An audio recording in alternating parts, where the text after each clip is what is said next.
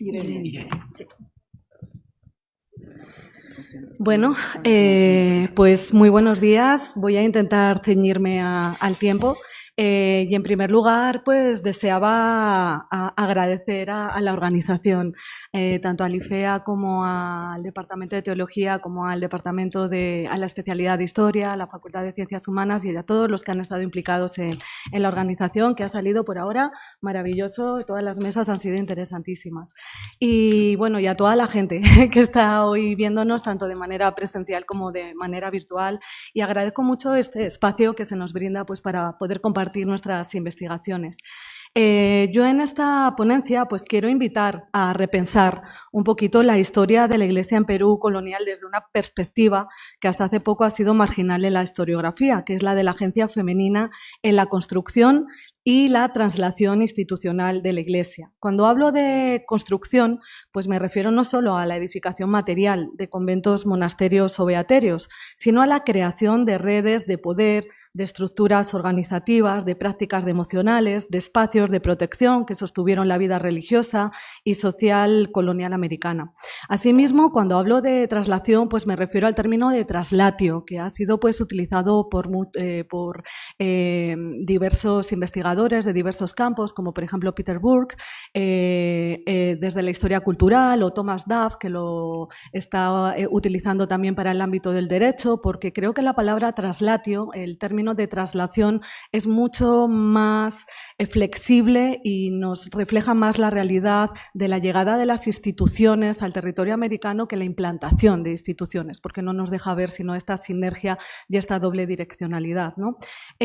Durante mucho tiempo las narraciones históricas pues, han otorgado un protagonismo pues, casi absoluto a clérigos, obispos, virreyes y otros agentes y actores masculinos, ¿no? Pero cuando uno mira de cerca archivos, trayectorias individuales e instituciones, pues encontramos a estas mujeres, desde matronas de la élite española, que vamos a ver ahora algunas fundadoras, hasta cacicas, mestizas, beatas, indígenas, mujeres afrodescendientes, como de las que nos van a hablar hoy, que van a desempeñar papeles esenciales en esta traslatio, consolidación y expansión de las instituciones religiosas femeninas. Estas mujeres van a actuar como financiadoras, fundadoras, administradoras y guardianas de un proyecto que va a ser a la vez espiritual y político. Hoy voy a exponer pues, parte de dos de mis últimas investigaciones. Una va a salir publicada en Colonial Latin American Review y otra acaba de salir en un libro que he hecho con mi querida colega Rocío Delibes sobre dinámicas indígenas. Entonces hoy voy a fusionar un poquito ambas.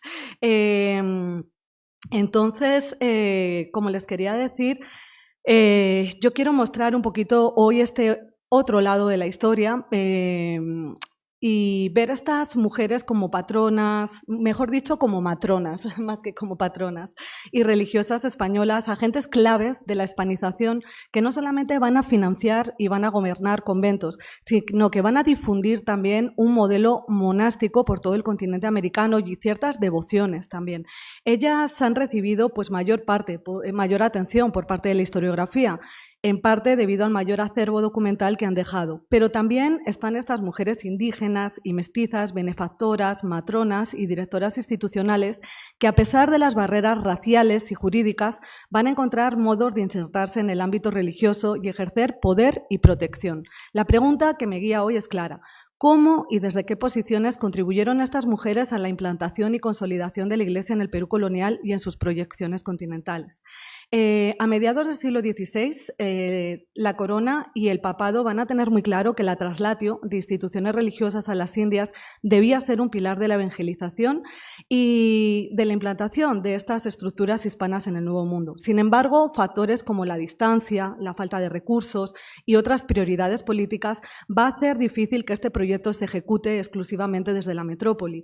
Y es en este vacío institucional donde van a entrar en escena y van a tener protagonismo estas estas mujeres de la élite encomendera. ¿Por qué? Porque sus fortunas y sus redes de parentesco y su posición social van a hacer posible la fundación de los primeros conventos femeninos coloniales del virreinato peruano y también en otros virreinatos como en el de Nueva España.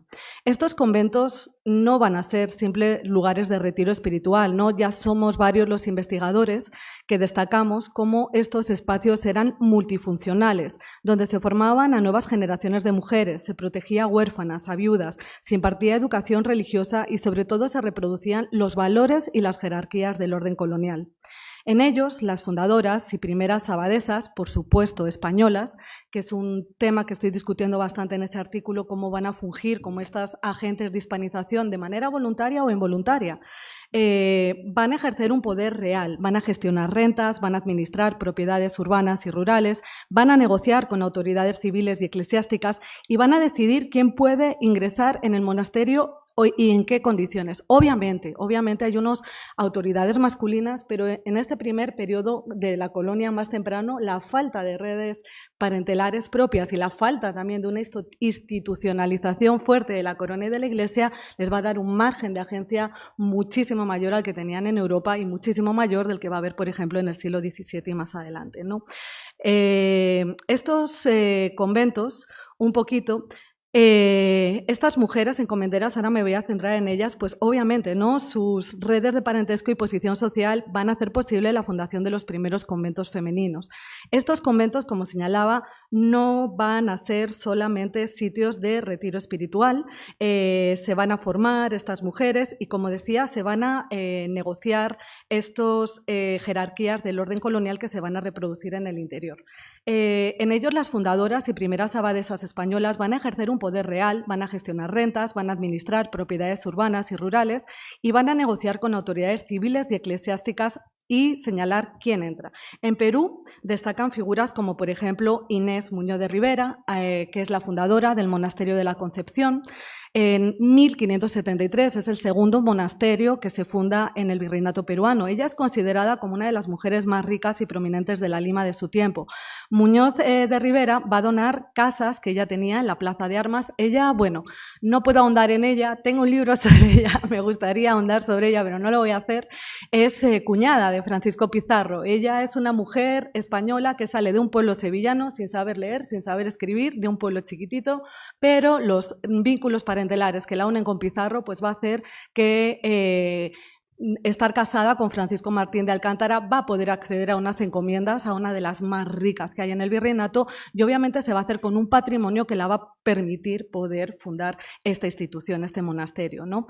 Ella, como les digo, aquí tenemos una imagen de su retrato, pintado además muy significativo por Mateo Pérez de Alecio, uno de los primeros pintores manieristas que va a llegar al monasterio, lo cual ya nos está hablando bastante del estatus, del poder y de la riqueza que tenía esta señora. Y también vemos ahí un poquito también la carta fundacional del monasterio, en la cual ella, en sus propias palabras, decía que uno de los motivos que la llevaban a hacer esta institución era remediar a las muchas hijas pobres de conquistadores de la ciudad. Esta frase es reveladora. En su concepción, el convento debía cumplir esta doble función de proteger y educar a mujeres vulnerables, pero de su mismo grupo social, de los encomenderos, ¿no? A descendientes de conquistadores y al mismo tiempo perpetuar el linaje y la memoria del grupo. Otro caso muy notable va a ser el de Lucrecia de Sansoles y su hija Mencía de Vargas, fundadoras del monasterio de la Santísima Trinidad en 1579. Ambas viudas y con experiencia en la gestión de encomiendas. Ellas van a destinar sumas considerables. Es que estoy hablando de muchísimo dinero, estoy hablando de 150.000 pesos del periodo, que es muchísimo dinero, para poder fundar esta institución. Lo van a hacer además con una visión de largo plazo. Van a establecer rentas fijas y van a destinar recursos para obra y mantenimiento, asegurando que la fundación perdurara más allá de su vida. Es más, ellas van a disponer ser abadesas para siempre, pero ¿qué es lo que pasa? Que estas mujeres no tenían una preparación doctrinal. Muchas veces asumían el cargo más grande, el de directoras de un rebaño espiritual, sin tener una formación espiritual acorde, ¿no? Y en este caso, pues va a protestar el arzobispo, va a pedir al Papa Clemente VIII que por favor que las quite, que están causando muchísimo daño, que estas señoras no saben llevar un monasterio. El Papa dice sí, pero ellas dicen yo pagué todo y entonces el Papa dice puede seguir. seguir. Entonces, ellas se las van a apañar para poder continuar el resto de su vida como abadesa. Primero la madre y luego la hija. También encontramos el caso de Leonor Portocarrero, es decir, esto más allá de la anécdota nos habla de este espacio de agencia y de negociación que van a tener estas mujeres. Por ejemplo, también tenemos el caso de Leonor de Portocarrero y Mencía de Sosa, madre e hija, fundadoras de la Encarnación, primer monasterio femenino, tras la ejecución del esposo de Mencía, conocidísimo, Francisco Hernández Girón, por la rebelión de los encomenderos. Todos los bienes les van a ser confiscados. Sin embargo, ellas van a tener unas alianzas políticas, también unas alianzas institucionales religiosas con los agustinos y el apoyo del virrey, y van a lograr iniciar con un recogimiento que luego va a ser uno de los más grandes monasterios, que en el siglo XVII va a albergar a unas 1000 mujeres entre monjas, donadas y sirvientas. En este monasterio, lo voy a intentar contar rapidísimamente porque es muy interesante también, ¿vale? Esto que yo hablaba acerca de la reproducción de las barreras jerárquicas y quién entra y quién sale, obviamente no hay unas cláusulas, hay unas disposiciones, pero en este caso, a pesar de que los agustinos dicen no van a entrar mujeres de sangre mezclada, no pueden entrar mestizas, no pueden entrar indígenas, ellas van a aceptar a las hijas del mariscal Alvarado a cambio de una dote generosísima de 100.000 pesos, ¿de acuerdo? Entonces los agustinos ponen el grito en el cielo, dicen hay un capítulo conciliar en el que no se puede entrar, ¿de acuerdo? Y las van a pedir que las expulsen y que las quiten el hábito inmediatamente, porque además han entrado como monjas de velo negro, que era el rango más alto en el que usualmente solo estaban las españolas, en este periodo solo están las españolas, menos mujeres de la nobleza indígena, que ahora voy a contar. ¿Qué hacen las fundadoras? Se niegan. Van a decir no, nos desconectamos de los agustinos y nos vamos a pedir apoyo al arzobispo, que les va a coger bajo su tutela, ¿de acuerdo? Y entonces en ese momento ellas van a continuar con estas mestizas dentro del monasterio en rango de velo negro. Es importante destacar que el estatus social de estas mujeres les permitía negociar excepciones a las normas, ¿no? Como esto que estoy mostrando acá, y que les otorgaba un poder considerable en la administración del convento y en sus relaciones con el exterior, ¿no? Sería muy interesante poder hablar de las redes políticas que se forman tanto dentro como fuera del monasterio, pero no me va a dar tiempo. Estas fundaciones limeñas no van a quedar confinadas a la capital virreinal. De ellas van a salir monjas y abadesas para fundar y consolidar instituciones en distintas partes del continente. El modelo y la experiencia adquiridos en Lima, por ejemplo, por las monjas de la Concepción, se va a exportar a Panamá. Las concepcionistas van a ir a fundar el primer monasterio concepcionista de Panamá. Van a ir a Quito, van a ir a Chuquisaca, van a ir a Cochabamba, van a ir a Huamanga, Tunja, Cartagena de Indias y en época más tarde a Buenos Aires. En Chile, el convento agustino de Nuestra Señora de la Encarnación va a ser impulsado por Isabel de Acurcio Villegas, Francisca Terrín de Guzmán, siguiendo patrones limeños. Bueno, aquí tenemos justo una especialista que tiene un libro interesantísimo que le recomiendo muchísimo, Alejandra Fuentes, sobre monasterio de Santa Clara en Chile. Esta proyección continental se daba de varias maneras, enviando personal experimentado, monjas que conocían las reglas y podían formar nuevas comunidades, transmitiendo modelos arquitectónicos y organizativos, gestionando desde Lima permisos y recursos necesarios para nuevas fundaciones. En algunos casos viajaban personalmente, en otros enviaban representantes para supervisar la instalación, en otros aportaban rentas o bienes específicos. Hay monjas que fundan en Panamá, que luego regresan.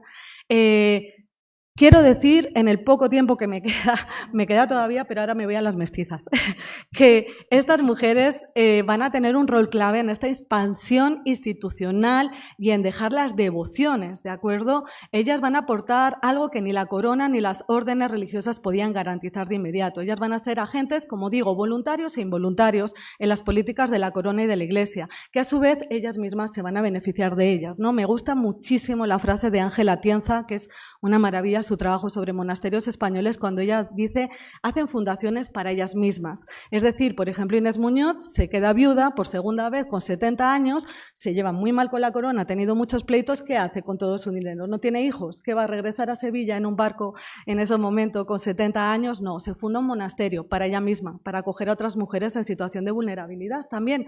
Y además para ser un retiro para ella, para los últimos días de su vida, donde estar cuidada y además donde va a poder seguir ejerciendo el poder como abadesa y gestionando, ¿no?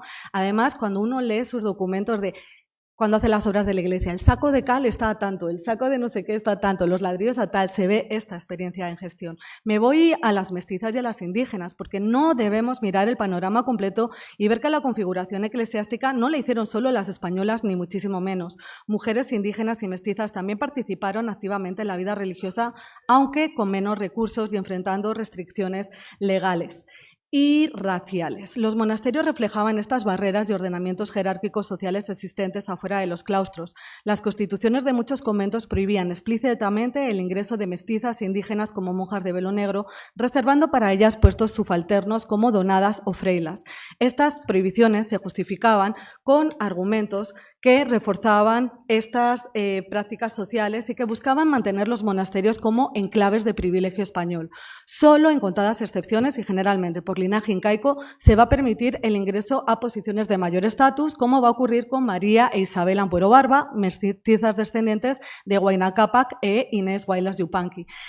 Pese a estas limitaciones, tenemos mujeres indígenas que van a encontrar formas de insertarse en el ámbito religioso y de poder ejercer liderazgo. En mi último artículo sobre el tema analizo el caso de Francisca Ignacia Carvajal Manchipula, hija de caciques del Callao y una de las fundadoras y primera abadesa del Beaterio de Copacabana, en 1691, institución destinada a las hijas de la nobleza indígena. Además, va a donar terrenos para un hospital de naturales, mostrando cómo el patronazgo religioso no solamente era capital económico, sino también capital social. Aspecto, por ejemplo, analizado este de Manchipula por Gabriela Ramos, quien abarca este caso en su trabajo de Muerte y Conversión en los Andes.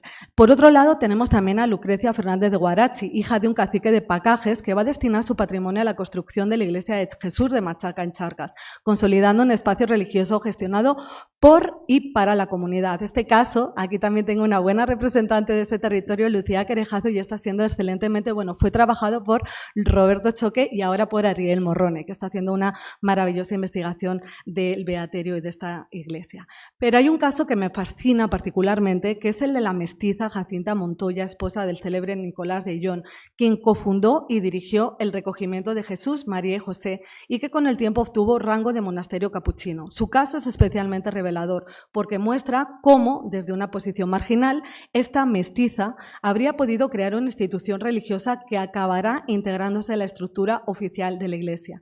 Lejos de una imagen de fundación impulsada desde la cúspide del poder hispano, aquí observamos la consolidación de una institución femenina sostenida por una estrategia política y espiritual cuidadosamente tejida por Jacinta tras la muerte de su esposo, Nicolás de Ayllón, el siervo de Dios, descendiente de la élite indígena de la costa norte lambayeque y además ahora muy popular porque se ha reactivado todo su proceso de beatificación. No me da tiempo tampoco a hablar de él, solo mencionar que articuló una fuerte red que fomentó su fama de santidad. Jacinta se casa con él muy joven, ella había sido donada de la Encarnación y poco después intentó separarse, se quería divorciar porque decía que su esposo tenía una vida demasiado rigurosa. El arzobispo le dijo no, intenta adecuarte a la vida de su esposo y dice Vargas Ugarte que desde entonces empezó a caminar por la senda de la virtud.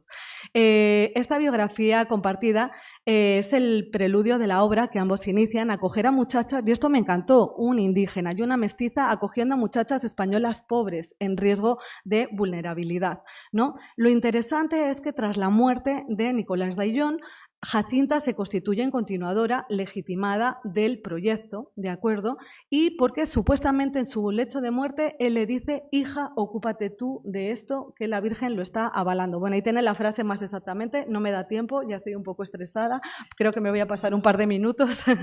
Entonces, Jacinta va a ser legitimada para ser continuadora de esta obra. Y además ella va a escribir sus vivencias y misericordias por obediencia de sus directores espirituales, muchos de ellos recogidos de su esposo Nicolás de Ayllón. Textos que hoy nos permiten en gran medida reconstruir su vivencia espiritual y su gestión y redes. Ella va a tener unos valedores increíbles, tiene una argucia política brutal. Ella va a obtener licencia para celebrar misas en su casa, va a tener permiso del arzobispo, va a elevar el recogimiento a Beaterio y el virrey Liñán de Cisneros va a dar su conformidad para que funde un monasterio en la pobreza, aunque luego el propio Liñán va a decir no me di cuenta de lo que firmaba. Entonces, el monasterio, como les digo, va a comenzar con un nudo económico. Jacinta defendía una regla de pobreza, vivir de limosnas, pero la corona estaba saturada de fundaciones, a la contra que hoy, que faltan vocaciones, en ese momento decían saturación de conventos, sobran vocaciones, ¿no? Entonces, el origen además mestizo de Jacinta y su juventud y falta de títulos para dirigir espiritualmente a otras mujeres eran obstáculos, pero su carta era doble, era muy fuerte: ser viuda del siervo de Dios y haber sido designada de facto con un aval mariano. A esto además su inteligencia política suma también a su causa al fiscal Juan González de Santiago, convence a oidores y logra que el virrey, como he señalado, firme una recomendación. El arzobispo va a poner muchísimas reticencias, ¿de acuerdo? Pero Jacinta va a perseverar y, como ella muy bien dice, esto es una copla de Jacinta, uno de sus escritos, entre nada he de temer y con las dificultades yo voy a seguir perseverando. Y es más, lo va a lograr. Él va a tener incluso el apoyo de Nicolás de Olea. ¿Cuándo se va a torcer la cosa un poquito? Cuando Nicolás de Ayllón entre en un proceso de la Inquisición. ¿Por qué? Porque en su hagiografía va a estar vinculado con Ángela de Carranza, ¿de acuerdo? Entonces, ¿cuál es lo malo? Que también Jacinta es autora de gran parte del texto que hay en la geografía de Nicolás de Ayllón. ¿Qué es lo que pasa? La Inquisición pone los ojos sobre Jacinta y Jacinta muy inteligentemente decide autodelatarse a la Inquisición para evitar que esto se haga público. Va y dice con su retórica: soy mujer, quizás he sido un poco tonta, como es de mi condición, y además pues hago mucho ayuno, en algún momento me he mareado y creo que he dicho cosas que no debían ser.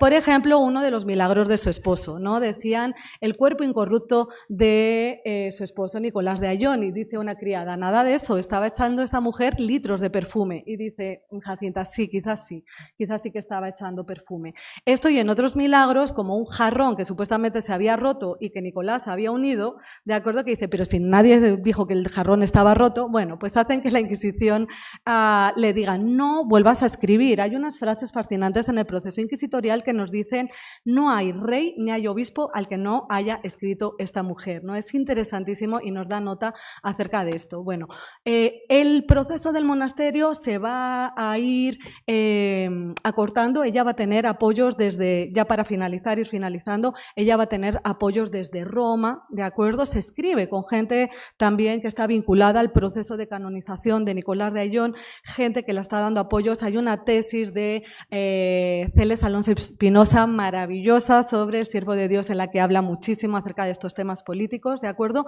Pero lo que quiero decir que ella le escribe un tratado al rey en latín, ¿de acuerdo? Con citas doctrinales doctísimas, ¿de acuerdo? Y manejando aspectos también legales jurídicos, es decir, sus valedores le están ayudando a hacer toda esta documentación institucional. Es más, escriben a las capuchinas de Madrid para pedir: por favor, manden monjas también para aquí, para fundar. Y lo van a lograr. El rey va a dar las fianzas y van a mandar unas monjas que, según se meten en el barco, son secuestradas por unos piratas, ¿de acuerdo? Entonces, tienen que volver otra vez a Sevilla, otra vez vuelven a salir, 3 años más tarde llegan, pero llegan. Jacinta no lo ve, Jacinta se muere, ¿de acuerdo? Entonces, ahora ya sí, de verdad, para finalizar, si ponemos ambas, pero ella va a dejar una huella material institucional importantísimo y la construcción de un espacio femenino indígena mestiza en el corazón de Lima colonial. Si ponemos ambas realidades en diálogo, vemos claras convergencias. Españolas, indígenas, mestizas van a utilizar la religión como vía también de negociación, de poder ascendente. También vemos diferencias. Españolas, posiciones de privilegio, acceden directamente a los claustros; mestizas, crean, adaptan espacios alternativos y también las trabas legales e institucionales que van a tener.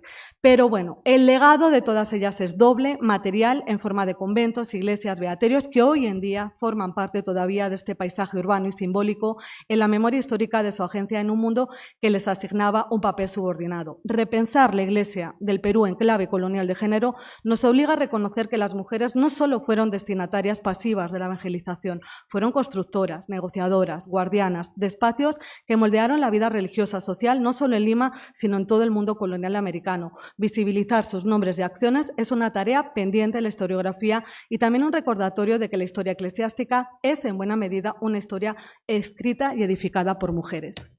Muchas gracias. Y perdón que me pasa unos... Muchas gracias, Liliana. por destacar estas actrices mayores, ¿no?, de la historia colectiva, capaces además de echarle un pulso bueno, a autoridades tanto eclesiásticas como también municipales, porque creo que la San Pablo demostró eso también en el caso de Santa Catarina, ¿no?, que iban peleando con el alcalde. Así que muchísimas gracias. Richard, no sé si nos puedes escuchar, pero ahora te toca a ti. Ahora vamos a escuchar a Richard Edwin Mosso Pizarro desde el CBC. Richard es de la Universidad Nacional Mayor de San Marcos y nos va a presentar una ponencia titulada Una cornisa afrodescendiente, análisis hermenéutico del diario espiritual de la venerable Úrsula de Jesús, una donada peruana, 1650 hasta 61. Entonces, Richard, adelante, te escuchamos. Gracias. Sí, muy buenos días con todos. Primeramente agradecer la oportunidad de disponer un espacio en esta mesa para conversar acerca del tema de la religiosidad y está vinculada al aspecto de lo afrodescendiente. Bueno, como ya se presentó previamente, mi ponencia lleva el título de Una cornisa afrodescendiente, análisis hermenéutico del diario espiritual de la venerable Úrsula de Jesús, una donada peruana. El texto no ha sido precisado en torno a los años exactamente, pero se estima que ha sido publicado entre 1650 y 1661.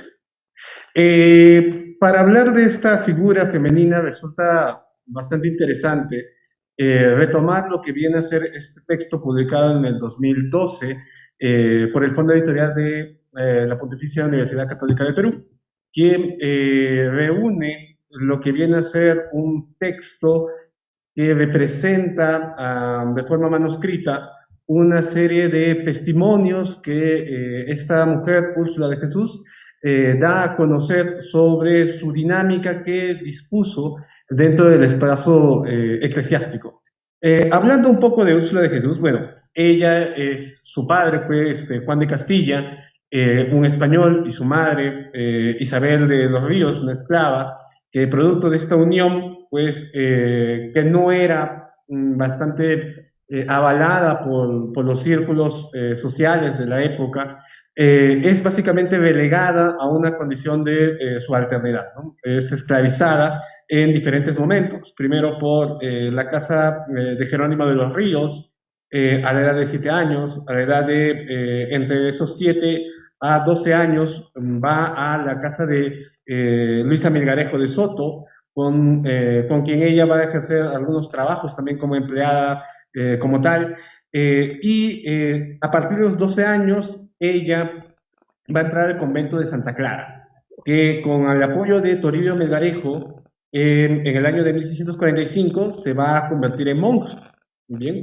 Y en ese proceso de cercanía a la religiosidad va a entrar a lo que Milagros Carazas dice arrobamiento, ¿no? ¿Qué es esto del arrobamiento? Básicamente una condición en donde hay una profunda devoción hacia una figura de poder o también un deleite profundo hacia una imagen sagrada. Entonces, si lo vemos desde ese punto de vista como una situación de admiración exaltante, vamos a notar que en los diarios de Úrsula de Jesús, o en el diario de Úrsula de Jesús, hay una manifestación bastante intensificada hacia la figura del Mesías judio-cristiano, pero no es exclusivamente una exaltación, una loa fuera de sí, sino que hay un discurso detrás de que nos llama la atención, ¿no? La problemática que nosotros identificamos es que buscamos responder la siguiente pregunta: ¿cómo se representa la relación entre la imagen de la mujer subalternizada y su relación con la visión católica judio-cristiana? Nuestra hipótesis es la siguiente: que existe dentro de este documento un discurso que puede ser considerado como pionero de la teología de la liberación negra, y que al mismo tiempo pervive una crítica de preocupación por las jerarquías conventuales del siglo XVII. ¿Bien? Lo que pretendemos acá como objetivos es visibilizar primero la condición del sujeto afro y la mujer que pertenece a estos grupos sociales en el Perú de la colonia, conocer la validez de la teología negra e identificar los componentes de la liberación en el diario de Úrsula de Jesús. Primero hablemos un poco del sujeto afrodescendiente en el Perú. Para esto hay que diferenciar un documento o dos documentos que son muy importantes, ¿no? El Código de Esclavo de Barbados, perdón, de 1663, que fue promulgado por los espacios de las colonias, del Imperio Británico, y por el otro, el Código Negro, de 1685, que fue establecido por el gobierno francés de la época. Mientras que el gobierno francés, con el Código Negro, es más afianzado a un sometimiento donde hay una necesidad por lindar con los temas religiosos. En el caso de del Código de Esclavos de Barbados, su visión es más laica, más protestantista en ese sentido. Esto a razón de que hay una influencia borbónica en el Código Negro frente a el Código de Esclavos de Barbados, que es totalmente distinto. Por eso es que los sujetos afrodescendientes sudamericanos son distintos en su idiosincrasia colonial, ¿no? Frente a lo que propone la colonia británica, ya que había una visión muy distinta en esos ámbitos. En ese sentido, nos vamos a someter exclusivamente al Código Negro establecido en 1685. Para hablar de esta situación, bueno, hay que distinguir que la gran mayoría de la población afro que llega a tierras americanas y por tanto también peruanas, provienen de espacios como el de Camerún, Ghana, Tanzania y Nigeria. Muchos de estos eran sometidos con yugos que los traían de condiciones infrahumanas en momentos que básicamente estaban totalmente sometidos y ¿no? traídos como si fueran algún tipo de animal. ¿Bien? Nuestro buen amigo el doctor Richard Leonardo en El cuerpo mirado, él nos dice, ¿no? La mirada sobre el afrodescendiente está basada en la mirada del cuerpo. Los estereotipos están relacionados con el cuerpo, la hipersexualidad, la displasia física, la incapacidad del afrodescendiente para establecer y desarrollar una inteligencia y la falta de articulación del lenguaje. De acuerdo con los estudios de Richard Leonardo, nos manifiesta que hay una mirada que se tiene hacia el sujeto afro en un sentido de que es incapaz de disponer de un intelecto, es poco plausible que pueda en este caso, ¿no? Dar cuenta de algún tipo de elemento religioso, porque se entiende que la capacidad intelectiva está vinculada también al uso del credo, ¿no? Y en ese sentido, el sujeto afro había una mirada en la cual era desdeñada por todo tipo de puntos, ¿sí? Y esto lo notamos en el caso de la mujer, ¿no? La mujer era condicionada a la esclavitud y pasaba que cuando ésta actuaba de una manera incorde a los discursos de la época, pues las más de las veces era sometida unas 200 veces. En algunas instancias incluso pasaba que cuando éstas huían, se les cortaba parte del tobillo, ¿bien? En la parte trasera de su pie, para que éstas no puedan caminar. No se les amputaba, estaba prohibido la amputación según el código negro que hemos establecido. Si ven acá en esta foto, por ejemplo, ella da cuenta de su pie, porque parece ser como que o ya le han cortado o sabe que le van a cortar esa parte de los tendones. ¿Para qué? Para inmovilizarla y que de esa manera no pueda escaparse. Condicionada a un estado de subalternidad, los castigos que las más de las veces eran sometidas ellas eran a ser colgadas o, por el contrario, cargar algún tipo de peso. Si se dormía, ya también ese peso podría ser contraproducente a sus personas porque caían directamente sobre todo su cuerpo, sobre todo su cabeza. Eran constantemente humilladas en ese sentido y había una condición bastante interesante que no se reconocía su labor cuando criaban a los niños, ¿no? Muchas de estas, por ejemplo, esta foto que tenemos aquí de 1884, es una niña que ha perdido a su madre, una mujer blanca, limeña, que ahora va a ser cuidada por su nodriza, que es una mujer afro. Pero para no visibilizar su persona, las madres a veces se cubrían a la mujer afro con el ánimo de que continuase la crianza de la niña sin alterar ningún tipo de jerarquía social. Muchas de estas mujeres afro eran condenadas al al hecho de la lactancia, y eran las más de las veces este quehacer no hacia sus propios hijos, sino a hijos de sus amos, comillas, ¿no? Donde ya también eran muchas veces buscadas a razón de la cantidad de prolactina que ellas pudiesen liberar. En la revista Perlas y Flores de 1884 notamos una cuestión bastante interesante, ¿no? En los editores mencionan que esta revista está dedicada exclusivamente para entregar propaganda o documentos que permitan a una persona contratar algún tipo de servicio. Entre los múltiples servicios que ahí se ofrecen, se encuentra la agencia de domésticos. Y en esta, si ustedes se fijan bien en este cuadrito, se menciona, ¿no? Amas de leche morenas reconocidas por médico. Se pagaba a estas unos 25 pesos, ¿no? Las amas de leche, que ya también eran zambas, que sí eran reconocidas por médicos, se pagaban 20 pesos.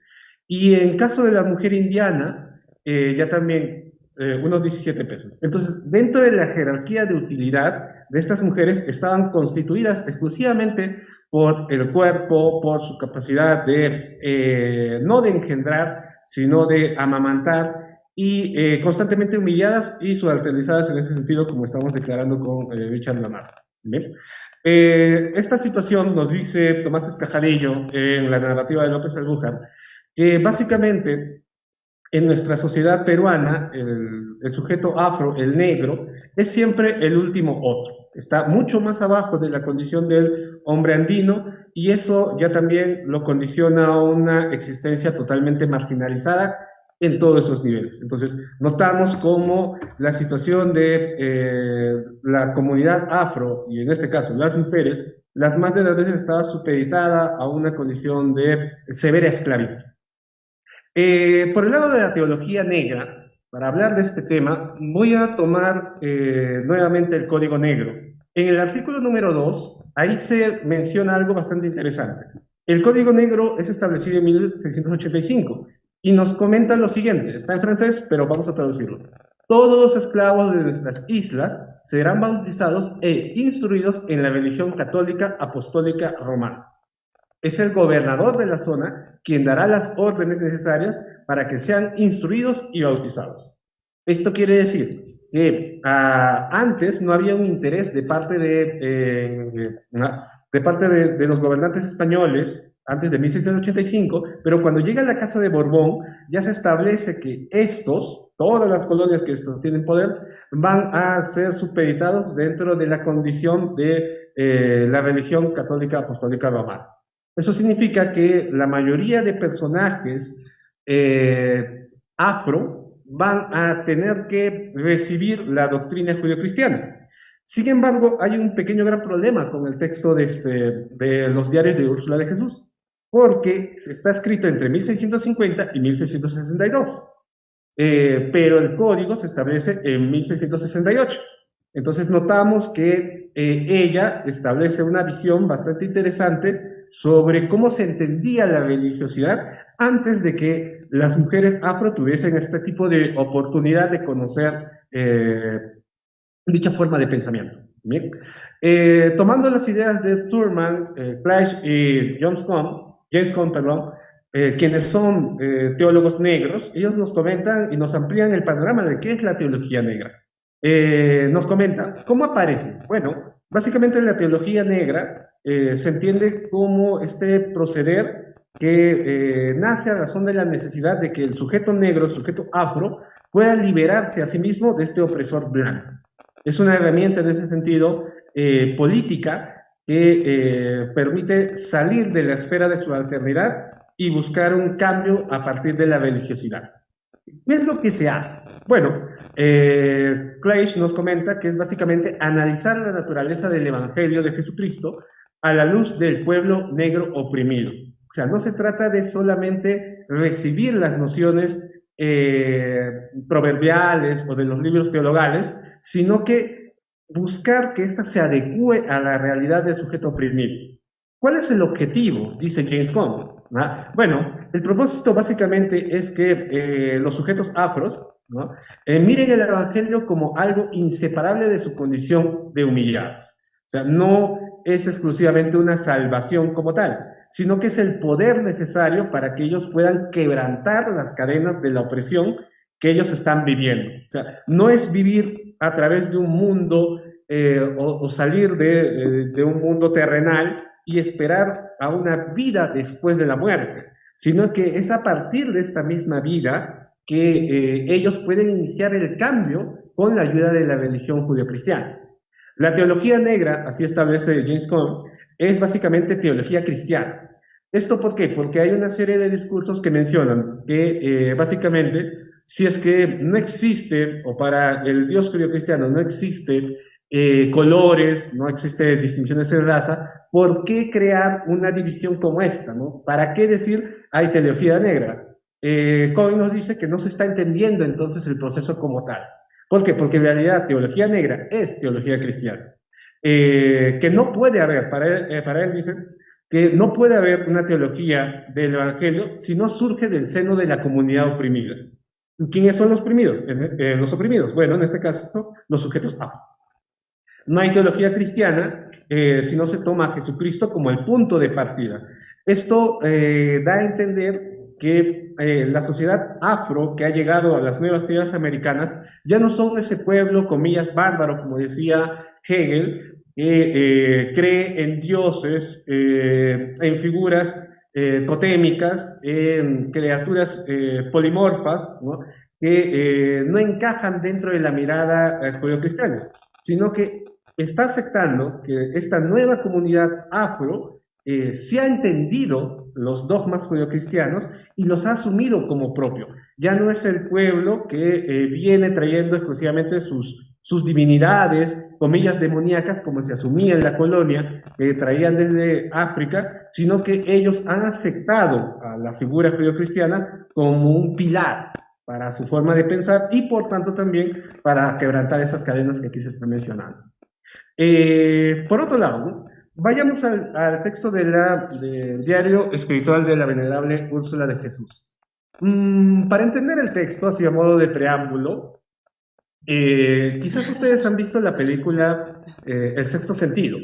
En El Sexto Sentido hay una frase que Haley Joel Osment le dice a Bruce Willis, que cuando está en un momento de tensión, ¿no? Él le dice, I said dear people, veo gente muerta, caminan como personas normales, ¿no? Quienes han visto la película del 98-99, si mal recuerdo, pasa que nuestro buen amigo, el niño de 8 años, Haley Joel Osment, ve a los muertos, ¿no? En toda su esfera social, que están deambulando, ¿no? Se están moviendo, y le conversa a Bruce Willis, ¿no? Yo converso, no sé qué quieren, no sé qué puedo hacer con ellos. Y Bruce Willis le dice, bueno, trata de hablar, a ver qué es lo que te pueden decir. Ya, esta premisa es importante, ¿por qué? Porque en el diario de Úrsula de Jesús pasa justamente eso, ¿no? I said there are people. Úrsula de Jesús puede ver a la gente muerta, pero no a cualquier gente muerta, sino a la gente muerta del purgatorio, ¿no? Y tiene a Jesús, al Mesías judeocristiano, como su guía.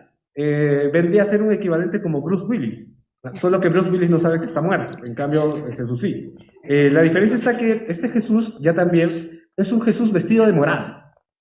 Eso llama poderosamente la atención.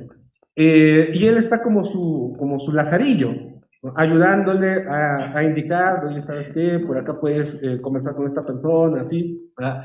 Y ella empieza a hablar con esos muertos.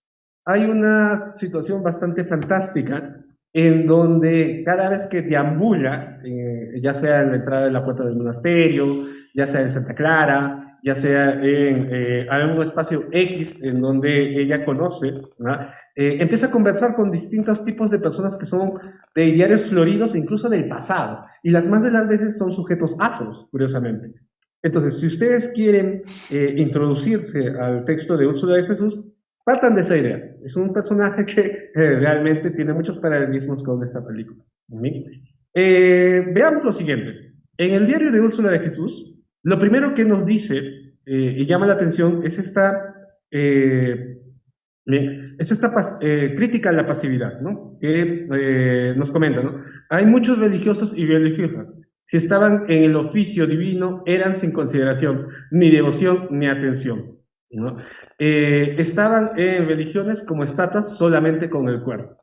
O sea, da cuenta de que existe una mirada en donde se critica y se cuestiona este tipo de acciones, en donde se recibe nada más la posición judio-cristiana, más no se hace algo con esto. Un siguiente elemento nos dice, Pulso de Richard, Jesús empieza a recordar. permiso, te queda un minuto. Vale. Terminamos con esto. Ella nos habla de una figura afro también que ha conocido que está muerta, que es María Abraham, y a partir de ello da cuenta de cómo es que la condena que se establece a estas mujeres afro es bastante desbalanceada y es injusta en ese sentido. Está criticando este proceder en esa medida. Da cuenta también de la situación con el humillado. Jesús empieza a hablar con ella y le dice, Jesús le comenta, cada día cae tanta, como ves, y porque todas las partes del mundo, de infieles, moros y judíos, dijo muchas generaciones, ¿no? Y este Jesús entiende que esta población no tiene por qué ser recluida o despreciada, sino que tiene que también ser asimilada, cosa que existía un discurso de separatismo, pero aquí da cuenta de esa cercanía con la teología negra.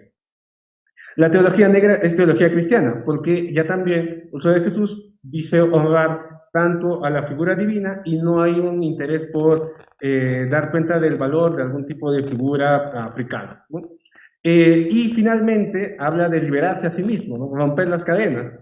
Ella dice que ha recibido el entendimiento, la memoria y la voluntad para hacer el cambio necesario que ésta requiere para su propia transformación, ¿no?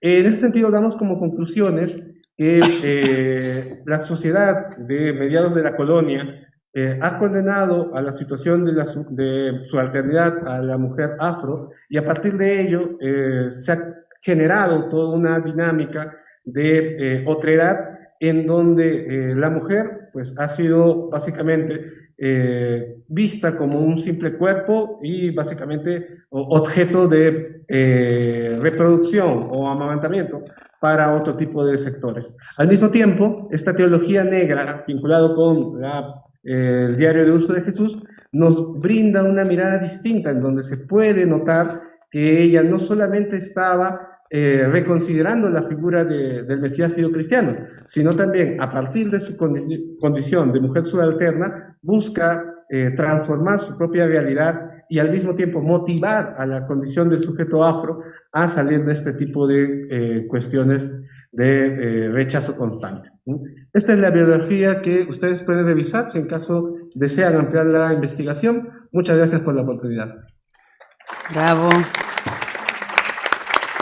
Muchas gracias, Richard. Gracias también por cumplir con el tiempo y por enseñarnos una figura y la capacidad de bueno, trazar, rastrear, o sea, historia social en base a bueno, el anonimato también, ¿no? Que puede ser también materia prima súper interesante y en este caso se demostró en particular la agencia hasta intelectual, ¿no? Mientras Liliana enseñaba también los recursos materiales como para ir, bueno, trazándose un camino, ¿no? Muchísimas gracias.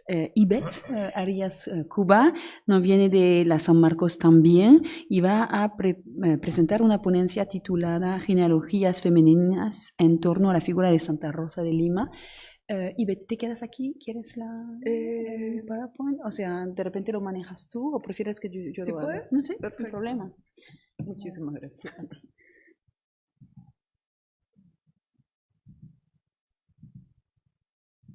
Dale.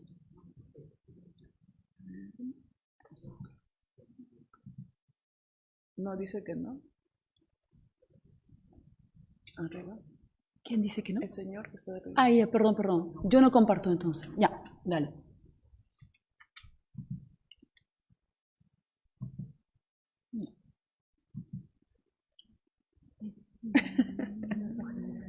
Ah, qué lindo. No, yo no sé para nada.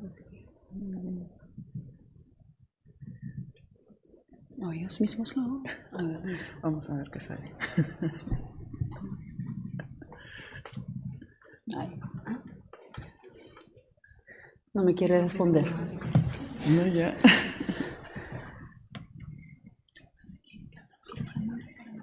Eso entendí, pero no, lo que no entiendo es por qué no puedo compartir pantalla. Ah, eso era, perdón. ¿Ya?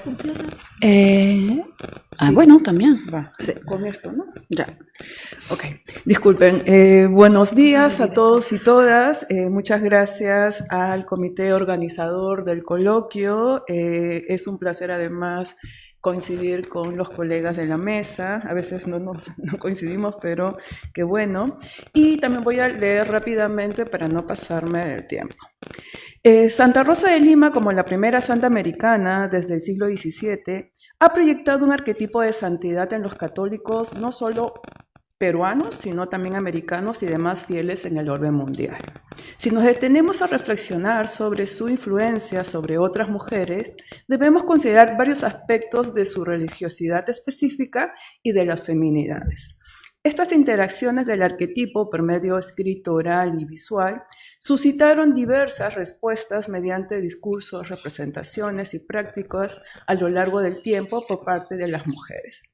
Ellas también van a hacer estas respuestas en distintos ámbitos como religioso, político, social, cultural y otros. La historiografía ha presentado algunos casos de religiosas que trataron de continuar el camino de la santa, que se convirtió en un modelo de inspiración para otras mujeres que aspiraban a alcanzar la perfección espiritual. De otro lado, es claro que su figura ha trascendido lo estrictamente religioso. En este sentido, la ponencia intenta explorar cómo y quiénes han expresado su vínculo con la santa en calidad de su maestra o de inspiración de forma general desde el siglo XVII hasta la actualidad. Este reconocimiento tiene la finalidad de construir genealogías femeninas que creo que ha sido bastante claro en la exposición de Liliana, como digamos desde distintos grupos femeninos se han construido redes femeninas y que al mismo tiempo inspiran y entonces se construyen estas genealogías. Y que ha estado vigente por siglos con el fin de reflexionar sobre el peso histórico de la santa, más allá de considerarla solo como legado virreinal. Tal pesquisa tiene más relevancia si pensamos además en que quienes han escrito sobre ella, ya sean hagiografías, sermones, novenas, relaciones de fiestas, poesías y otros, han sido varones. Asimismo, la cantidad de mujeres que han llevado el nombre mundano y religioso de Rosa por la Santa es cuantiosa. Asimismo, vale la pena rescatar cómo ellas han manifestado cómo la Santa las ha inspirado en su vida espiritual, pero que al mismo tiempo ha trascendido otros campos. Nos acercaremos a estas expresiones mediante numerosas fuentes que hemos podido identificar, aunque, insisto, esta es una investigación exploratoria. El mundo de las dominicas. En calidad de monjas o terciarias, Santa Rosa, junto con Santa Catalina de Siena y otras de la orden, han inspirado a estas mujeres para proseguir con el carisma dominico. El primer fruto santo de América fue una mujer limeña, una terciaria dominica. San Martín de Porres y San Juan Macías recién comenzaron a subir a los altares entre los siglos XVIII al XX. Los principales monasterios dominicos tuvieron la vocación de la Santa Italiana. Desde el siglo XVIII empezaron a fundarse monasterios y beaterios con la vocación de Rosa en las ciudades de Lima, Arequipa, Santiago de Chile, Puebla, Guatemala, Manila, etc. De otro lado, algunas congregaciones de terciarios en la América hispana la adoptaron como su patrona y en otros solo fue un modelo importante a seguir. Conocemos que la santa compartió junto a un grupo de mujeres lecturas y enseñanzas sobre las maneras de acercarse a Dios mediante actos místicos y ejercicios espirituales. La rodeaban otras terciarias y beatas que, como ella, deseaban alcanzar la perfección espiritual. Lo desarrolla muy bien en un artículo Nancy Van Dusen. Entre ellas, armaron círculos de aprendizaje para ayudarse en esa meta, algunas de las cuales, unos años después de la muerte de Rosa, fueron juzgadas por la Inquisición. Unas décadas después, algunas mujeres, otras no las que estuvieron más cerca a Rosa, La admiraron y decidieron tomarla como su madre espiritual, estableciendo de forma gradual un beaterio. Tras su canonización, presionaron por el establecimiento de un monasterio que recién logró ser fundado en 1708. Entre sus fundadoras destacó la hija del exvirrey conde de Monclova. Se trató de Josefa Portocarrero. También la ha estudiado tanto Nancy Van Dusen y un egresado lo está, entiendo, estudiando en su tesis de doctorado de aquí de esta universidad. Ella fue muy apegada a su padre, el virrey, y al morir se sintió desolada y decidió profesar en un monasterio bajo la vocación de Santa Rosa. Dos hermanas suyas ya eran religiosas en la ciudad de Toledo. Josefa tuvo un confesor jesuita, como el caso también de Santa Rosa, aunque ella tuvo muchos más, que le ayudó a entender su vocación. Ante la negativa de su madre y hermano, por su opción de vida, decidió huir, porque la querían casar y llevarla a España. Esperó un descuido y una noche saltó el muro de su casa y dejó la vida mundana para refugiarse en el monasterio de Santa Catalina. Su madre no se contentó y apeló a cuanta autoridad secular y eclesiástica pudiera atenderle, pero no consiguió que su hija dejara la vida religiosa. Josefa, por su parte, luchó por su libertad de elección y la protección de su decisión ante la ley. Su madre, Antonia Jiménez de Urrea, contó con el respaldo del arzobispo Melchor Liñán y Cisneros e incluso del propio rey Felipe V. En sus escritos, la condesa dibujó una imagen estereotipada de su hija marcada por el género.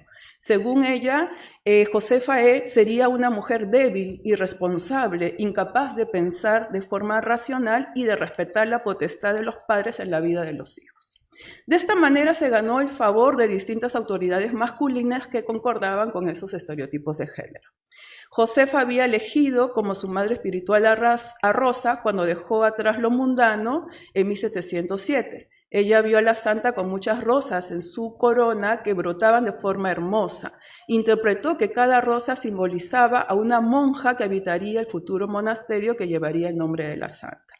Antes que las fundadoras del nuevo monasterio, que provenían del monasterio de Santa Catalina, llegaran al nuevo edificio, Josefa ya estaba instalada sin avisar a nadie. A pesar de que se intentó que ella regresara a Santa Catalina, nunca dejó el monasterio de Santa Rosa.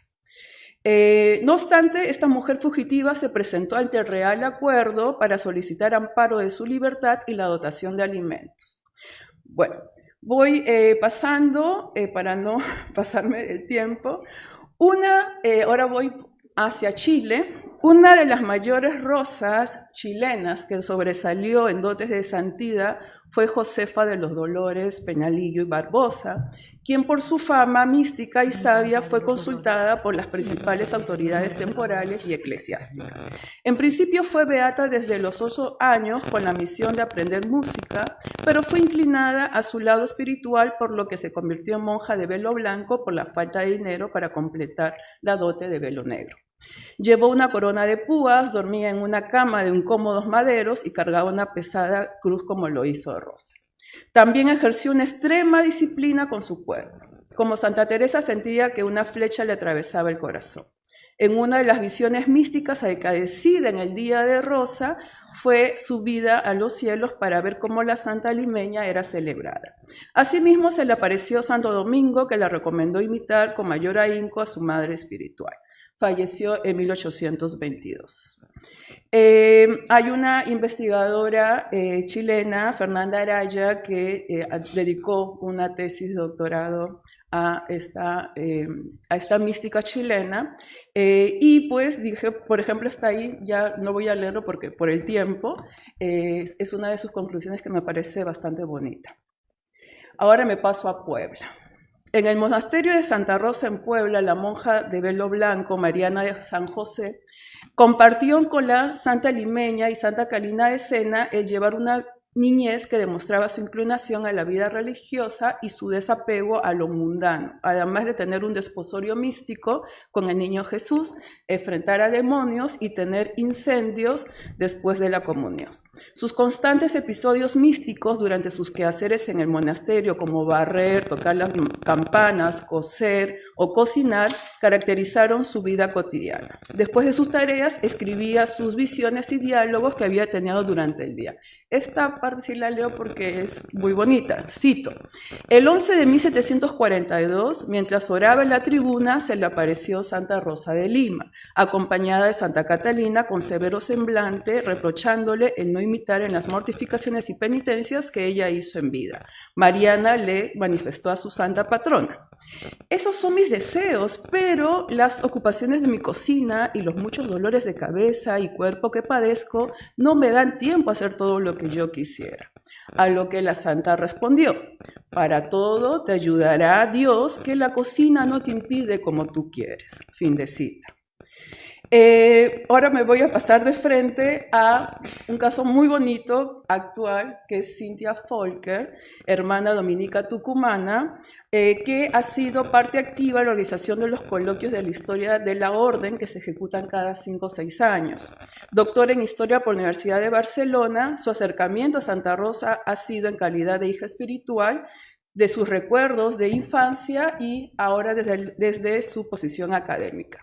Estudiante en los 60 en un colegio con el nombre de la santa, le relataba los episodios de la vida de ella, como la vida de la ermita, sus tareas de caridad y la autoflagelación. Como laica consagrada, fue cercana a la santa y Santa Catalina porque las identificaba como mujeres libres y críticas. En calidad de académica, profundizó su liderazgo espiritual de Rosa en la Casa del Contador de la Masa a partir de los testimonios de los procesos ordinarios y apostólicos. Considera que demostró audacia en la sanación y en el crecimiento espiritual por su búsqueda de libertad a partir de elegir y construir su propio camino. Además del uso de su cuerpo como un texto que deseaba comunicar mediante la imitación del Cristo sufriente. Considera que la santa fue parte de su inspiración para decidir por la vida religiosa a tal punto que ha tenido necesidad de venir a Lima para conocer los lugares relacionados con ella. Bueno, ahora pasamos rápidamente y ahí me voy a en realidad a quedar con solo una escritora, es ¿qué mujeres escribieron sobre Santa Rosa? Si rastreamos los libros en torno a la vida de la santa, no existen agiógrafos, biógrafas en la lengua castellana hasta el siglo XX. Al menos aquellas que hayan publicado sus obras. En ese sentido, una de las pioneras que se ha podido rastrear fue María Vice, que vivió entre 1994 y 1964, hija del historiador Carlos Vice y esposa del artista José Sabogal, desde 1922. Una prolífica escritora que no tuvo una formación profesional, empero contribuyó con diversos medios de información sobre distintas dinámicas. Tuvo 2 hijos. La niña llevó el nombre de Rosa. Integró en 1923 el Consejo Nacional de Mujeres del Perú, como otras mujeres de las élites peruanas. María escribió una biografía sobre la santa en 1922 y la tituló Santa Rosa de Lima. En su interior se publicaron ilustraciones de su esposo. Pasó su infancia entre Londres y Luisiana porque su padre trabajaba en calidad de abogado en la Peruvian Corporation, de ahí que su lejanía de Lima la llevó a reflexionar sobre la trascendencia de la figura histórica de la santa, que expresó en las siguientes palabras. Cito: Santa Rosa de Lima representa el alma mística de una rosa, la más hermosa expresión de idealismo y de pureza de un pueblo. Su gloria no es únicamente católica, es también peruana. Fin de cita. Al mismo tiempo, declaró que Rosa era la madre de los pobres. El vínculo de la santa y el país también va a seguir siendo destacada por esta autora, y voy a leerlo muy rápidamente. Después de 3 siglos, el nombre de la santa limeña es símbolo del ensueño místico y de la vida interior. El olor delicioso de sus rosas penetra en lo más íntimo del alma, provocando tiernísima emoción. En el santuario donde veneran sus reliquias y que se eleva en el mismo lugar de su nacimiento, cuantas veces me he detenido, atraído por la dulzura, la gracia y la pureza de aquella que, como la amada del poema hebreo, sube del desierto como columnita ahumada de mirra, de incienso y de polvos aromáticos. De aquellas peregrinaciones de amor nacieron estas páginas escritas en su totalidad después de visitar los lugares donde Rosa amó, oró y se mortificó. Fin de cita. En las más de 100 páginas que dedica la obra, María desarrolla la vida de la santa, resaltando el contexto de la ciudad de Lima de fines del siglo XVI, y luego dedica un capítulo a la familia Flores de Oliva. En adelante se centra en los principales episodios de su vida, su infancia, sus experiencias en Canta, su elección del hábito dominico, el examen que dio frente a respetados conocedores de teología y mística, las diversas misiones místicas, sus labores caritativas, el acercamiento de corsarios al Callao, sus desposorios místicos con el Niño Jesús, su muerte, entierro y su camino a los altares. Sus dotes literarios se evidencian de, obviamente, María en la narrativa, al igual que su experiencia en la divulgación histórica. No obstante, también recoge breves fragmentos de hagiografías. Cabe destacar que José Sabogal dibujó una ilustración al final de cada capítulo. Al mismo tiempo, elaboró un pequeño dibujo en la primera letra del texto del inicio de cada capítulo, además de la misma ilustración de la carátula que ya lo vieron. ¿Sí? Ah, no, esta es la carátula, me he quedado una, esta es la que quería ahí. Y que habría que señalar que María pues abrió las puertas para que más mujeres escribieran sobre la vida de ella. Por ejemplo, en 1940 Isabel Reyes Mora publicó una novela en honor de Rosa. En 1955 María Tellería Solari escribió otro texto sobre la vida mística de la santa. En 91 Isabel Paredes Serna dedica unos poemas y en 1995 Amaya Fernández publicó una biografía de la santa. Ahora paso al otro ítem y voy corriendo, las cofrades. Para quienes no sepan, en la ciudad de Lima existieron al menos 5 cofradías fundadas desde el momento de su canonización, 1671. Las 2 primeras fueron fundadas por indígenas en las iglesias de San Marcelo y de Copacabana, respectivamente. Una tercera a fines del siglo XVIII de gremios negros aguateros en la iglesia de San Francisco, y finalmente 2 cofradías, una a inicios del siglo XVIII y otra a mediados, la primera en la iglesia de Santo Domingo y el segundo lo que hoy día llamamos el Santuario de Santa Rosa. Entonces, algo interesante es que sí se identifica en la iglesia de Copacabana que hay mujeres integrantes de cofradías, a pesar de que es una cofradía gremial de sombrereros, y además la dueña de la capilla donde se funda esa cofradía es una mujer, al parecer es una noble indígena por el de apelativo de doña. No obstante, la cofradía oficial es la cofradía de Santo Domingo, porque es la que se va a dedicar a preparar, organizar las fiestas. Y en ese sentido hay una relación de la cofradía y ahí, digamos, por apellido se van colocando a varones y mujeres, y ahí hay sí una lista bastante grande. Entonces las voy a rápidamente leer. ¿Quiénes destacan? Juana Anglade, que recibió una medalla por su patriotismo entregada por José de San Martín. Candelaria Palomeque de Póstigo también recibió la medalla anterior. Dolores Palomeque de Quiroz, que también recibe, pero la medalla con el busto de Simón Bolívar en 1825. Rosa Elías, hija de Domingo Elías. Mercedes Guise Valle Riestra, nieta del almirante Martín Guise y abuela de Jorge Chávez. Carmen de Osma y Barreda fue la madre del alcalde de Lima, Enrique Barreda y Osma, que integró el grupo oligárquico de los 24 amigos, y también de Mariana Barreda y Osma, quien fuera la esposa del presidente Manuel Parro. Rosa Mercedes Guillo fue una escritora que participó en las veladas literarias organizadas por Manuela Gorriti y cuñada del presidente Luis José de Orbegoso en tiempos de la Confederación Perú-Boliviana. Bueno, entonces digamos, y último, las hijas de Pío Tristán, es decir, sobrinas de Flora, y cuñadas del presidente José Rufino Echenique. Entonces, como ven, hay mujeres bastante destacadas, ya incluso en el siglo XVIII quien conforma esta cofradía también es, por ejemplo, Hipólito Unanue y diferentes marqueses y condes. Y termino ya con esto, bueno, están algunas de las que he nombrado, y termino justo con el asunto de las peruanas y la basílica. Entonces, en 1934 se fundó el Comité Nacional de Señoras Pro Basílica de Santa Rosa de Lima y en 1937 su presidenta fue Anita Fernandini, que presentó una memoria.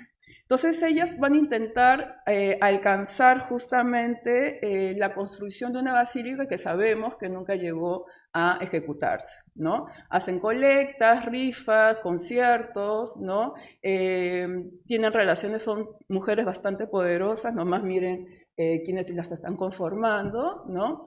Y, digamos, la intención era hacerlo en otro lugar, incluso la idea era hacerlo en el Cerro San Cristóbal, pero finalmente, como les digo, no se concluye porque el Santuario de Santa Rosa fue proclamado monumento. Entonces, ese dinero recaudado pasa al Arzobispado de Lima. Y ya termino para solamente un asunto de estas mujeres que finalmente, algo que me llamó mucho la atención y me comentaba Cintia, es que hay varios devotos en América Latina que viajan a Lima exclusivamente para hacer un tipo de peregrinación y que muchas veces además son mujeres que han estudiado en los colegios que tienen el nombre de la santa y además no hacen el viaje solas, sino lo hacen con sus propias familias, ¿no? Entonces hay una cuestión de transmisión. Y por otro lado, algo que tampoco hemos tomado en cuenta son la elaboración, por ejemplo, de piezas de costura y bordado, ¿no? Que sabemos que es algo bastante anterior, pero que, digamos, es un legado familiar y en ocasiones también tiene la imagen de Santa Rosa y como que se va pasando de generación en generación, ¿no? Y la foto central de Anita Fernandini, que recordemos que es una de las alcaldesas de Lima, aunque, digamos, ya ahí no voy a entrar en detalles, pero, digamos, en Lima se tenía esta costumbre de vestir a las niñas en las fiestas con el hábito y la corona de rosas, algo que ahora se ha retomado de manera mucho más libre, pero solamente la corona, ¿no? Entonces uno cuando sale el 30 de agosto va a ver niñas, adolescentes, jóvenes, con esas coronas de rosa. Bueno, muchas gracias. Gracias, Ivette. Bueno, definitivamente el cuerpo de las mujeres es un hilo rojo para leer un poco la relación y la historia de la Iglesia Católica. También, bueno, has demostrado, o sea, el reto importante que significa, o sea, quién escribe a la historia. Y creo que nos podemos alegrar hoy de que, bueno, se está escribiendo esta mesa por lo menos de forma bien paritaria, ¿no? Así que le voy a pasar la voz a Rafael Sánchez Concha Barrios, que nos habla, bueno, desde la PUC, presentando una ponencia titulada El santo no es una página en blanco, sentido y manifestación de la santidad en el reino de Jesús, 1550-1821. Adelante. Muy buenas tardes ya. Venga por delante mi dedicatoria a mis amigos Idilio Santillana y Juan Dejo de la Compañía de Jesús. Más allá de las variadas percepciones académicas en torno de los sujetos con fama de bienaventurados en Hispanoamérica entre los siglos XVI y XVIII, referidas a las manipulaciones del poder político, a las complejidades e intereses en los diversos procesos de virtudes heroicas, a las aspiraciones de orden criollista, al folclorismo, a las formas de reivindicación social y de otras perspectivas, por cierto, valiosas, pero que no abordan el sentido de la santidad, nuestra ponencia pretende situar históricamente a las personas con vocación de trascendencia en su condición real de santas. Nuestra comunicación, a través de ejemplos significativos, busca demostrar cómo la santidad posee un contenido de trascendencia, y es el referente del cuerpo social en el Perú desde mediados de la centuria de la conquista hasta las últimas décadas del periodo virreinal. No es necesario ser creyente para entender lo que constituye la santidad. Según enseña la Iglesia, la santidad es la vocación universal de todo cristiano y es un don con el que Dios responde al deseo de cada hombre de unirse a su Creador para siempre, y debe entenderse como un elemento central y sensible del plan de Dios para con los hombres.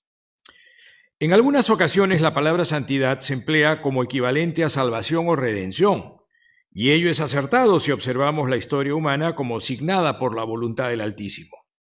Sin embargo, la santidad no es únicamente salvación o redención, en el ámbito general o histórico.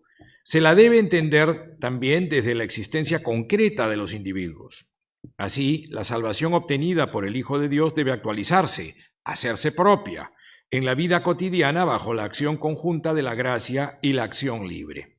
La gracia es la fuerza que Dios comunica a cada fiel para persistir en la fe y la bondad, y la acción libre es el ejercicio propio de la voluntad para actuar a favor de la vocación trascendente. La santidad es la perseverancia personal y cotidiana en una relación ofrecida por Dios a su Iglesia, con miras a la plenitud de la existencia humana. El santo reproduce a Cristo con su vida, de tal forma que se convierte en un punto de referencia para los hombres de su tiempo. Signo de la gloria, vive en la historia de los hombres y los conduce hacia ella. Inspirada en el amor de Dios, muestra a sus contemporáneos la conducta indicada para que alcancen la salvación. Como diría Max Scheler, cito literalmente, el santo es el que aporta la salvación. No se le admira como un genio, no se le honra como a un héroe. Cada uno va a buscar su salvación en el corazón del santo y la salvación del mundo. Fin de la cita. En términos del Romano Guardini, el santo es, cito literalmente, el cristiano verdadero, el hombre tal como Dios lo quiere. En otras palabras, es el que enseña con su vida ejemplar cómo llegar a Dios. Y es posible de varias maneras, de acuerdo con distintas vocaciones y por caminos diversos. La razón radica en que la vida cristiana se desarrolla en cada cual según sus propias características personales, como hemos estado observando, ¿no?, en las ponencias anteriores, y según un llamado particular de Dios a cada uno. Los santos poseyeron y poseen durante su vida diferentes temperamentos y motivaciones para llegar a la perfección integral. Por ejemplo, San Felipe Neri, vivaz y entusiasta, fue muy distinto de San Ignacio de Loyola, aguerrido y marcial, a pesar de que ambos vivieron en el mismo siglo y llegaron a conocerse. Unos santos se distinguieron por las prácticas ascéticas, otros por la vida contemplativa y algunos por la vida de acción caracterizada por el celo y la devoción a las necesidades del prójimo. Cada santo hizo ostensible su propia psicología, que, al igual que la de los grandes hombres, no puede reducirse a una fórmula general. Por ello, es preciso entender que el santo no es solamente el que obra el bien y hace cosas extraordinarias, es más bien el que, animado por la caridad sobresaliente, hace las cosas ordinarias extraordinariamente bien, considerando los muchos significados que permite la expresión. Es, por ejemplo, la persona más consciente del equilibrio y de la armonía del mundo terrenal en función del mundo ultraterreno. Con su vida excepcional, también es centro de inspiración espiritual y de liderazgo intelectual. Es común que persuada a los hombres hacia la reconciliación con Dios y hacia la reconciliación mutua. Se trata de un constante correctivo. Cuando las acciones de su vida son notorias, la historia se encarga de registrarlo y la Iglesia de canonizarlo, de ser el caso. Sin embargo, el santo no es meramente una figura histórica. Se convierte, en términos del historiador Christopher Dawson, en un habitante de la ciudad eterna, en un patrón celestial y en un protector de la vida terrena del hombre. La santidad que nos ocupa, la virreinal, hace ostensible la imitación y configuración con el Redentor hasta sus últimas consecuencias. Y aunque no nos hayamos percatado de sus virtudes teologales y cardinales, ni descubierto en la gloria de los altares a varios sujetos de ese periodo en las crónicas conventuales y en la documentación, llegan a constituir una legión invencible de verdaderos soldados de Cristo o atletas de Cristo. Durante el virreinato existía una clara conciencia de que la vida terrenal era el primer paso para la vida trascendente y por ende necesitaba de la Iglesia. La Iglesia formaba parte esencial en la vida del hombre virreinal, cuya cultura era religiosa, y asimismo la sociedad influía en ella. Es un error entonces estudiar el pasado de la Iglesia al margen de la sociedad y de las pretensiones de su tiempo, porque ella formaba parte esencial de esta. En tal etapa de la historia peruana como de toda la hispanoamericana, la vida cotidiana era una suerte de vehículo o herramienta y la religión el objetivo y la esencia. Ello se debe a que en los siglos XVI, XVII e inclusive XVIII, la representación mental de la sociedad por parte de los hombres cultos del Perú, tanto la de los letrados, funcionarios, autoridades, clérigos y frailes, era la de un organismo humano, con miembros y órganos que debían actuar de acuerdo con su función en el mundo. Esta figura organicista y armónica, conocida como cuerpo de república o cuerpo místico de la república, no constituía una concepción nueva, pues existía ya en el medioevo y tampoco era una fría abstracción del cuerpo social en su conjunto, era una idea viva que en aquel entonces el barroco propiciaba y que reunía y articulaba un universo de medios culturales a fin de mantener a la población integrada en el sistema del imperio católico militante español, a través de un objetivo común, la vida trascendente. Como afirmaba Fray Juan de Santamaría, aquello que se allega más a la unidad tiene más similitud con lo divino y más perfecto con grandes ventajas. Fin de esta cita. El cuerpo de república tenía un sentido que iba más allá de lo visible. A la luz de la capacidad individual, todos sus integrantes estaban llamados a ejercer en él lo mejor de sí. El cuerpo de república debía caminar siempre hacia el bien común, la felicidad natural y, por cierto, hacia la salvación, y demostraba justamente el correlato de iglesia-sociedad. Dicho de otra forma, es la yuxtaposición de la sociedad sobre la iglesia que era entendida como la sociedad perfecta. El cuerpo social de tal forma identificado con la trascendencia, el cuerpo social estaba de tal forma identificado con la trascendencia que los asistentes a las exequias de varones o mujeres con fama de santidad se abalanzaban sobre sus cadáveres y pugnaban con arrancarles fragmentos de sus hábitos, como fueron los casos muy notables de Santa Rosa de Lima y el de Fray Juan Gómez, ¿no?, quien fue desnudado 15 veces. A la luz del mismo sistema de creencias, la población insultaba y trataba de atacar a los reos de la Inquisición, que marchaban vestidos con sus sanbenitos rumbo a la lectura o ejecución de su sentencia, porque consideraba que sus pecados y herejías podrían haber negado el camino de muchos hacia la salvación. Semejante repugnancia por el pecado y admiración desmedida por la santidad se debía a que ella constituía por excelencia el estado al que aspiraban los miembros del cuerpo místico de la República. Todo santo contribuye en la construcción y cuidado de dicho organismo, y ello implicaba, de acuerdo con la teología, que en él había unión y conformidad con Cristo y que participaba más intensamente del Verbo encarnado. En una sociedad inmersa en la militancia de la Reforma Católica, la mal llamada Contrarreforma, y por ende teologizada como era la hispanoamericana, esta verdad era también para los habitantes del virreinato una condición de la vida social. Los santos y todas las personas con fama de santidad cumplían la función de referentes del cuerpo de república. Con sus acciones, ellos indicaban el camino que la sociedad debía tomar para alcanzar a Dios, especialmente en un mundo que, a pesar de sus excesos, distaba mucho del materialismo, del agnosticismo y del relativismo contemporáneos. Durante el virreinato, los santos demostraban sin discriminación la posibilidad de salvación para todos los componentes del cuerpo social y ofrecían esperanza para una población agobiada frente a la incertidumbre que propiciaban las herejías, al miedo que infundían los enemigos del Imperio español y a la vida misma. Por eso, la reputación de los santos llegó en varios casos a opacar a la de los mismos gobernantes, tanto que los mismos reyes reconocían su importancia y no ocultaban su interés en promoverlos a los altares. Los que destacaban por su santidad procuraban buscar la armonía del mundo y concentraban de forma integral los anhelos y temores de la sociedad. Sin lugar a dudas, existe un vínculo entre el santo y la comunidad en la que vive y obra. El pueblo, la ciudad y las distintas corporaciones del virreinato necesitaban del hombre y de la mujer con fama de santidad, como reflejo del cuerpo de república, como constante correctivo, que ya hemos mencionado, hacia la trascendencia y, por lo tanto, como un medio de esperanza de salvación. Por eso se dice que constituían un microcosmos del cuerpo místico de la república.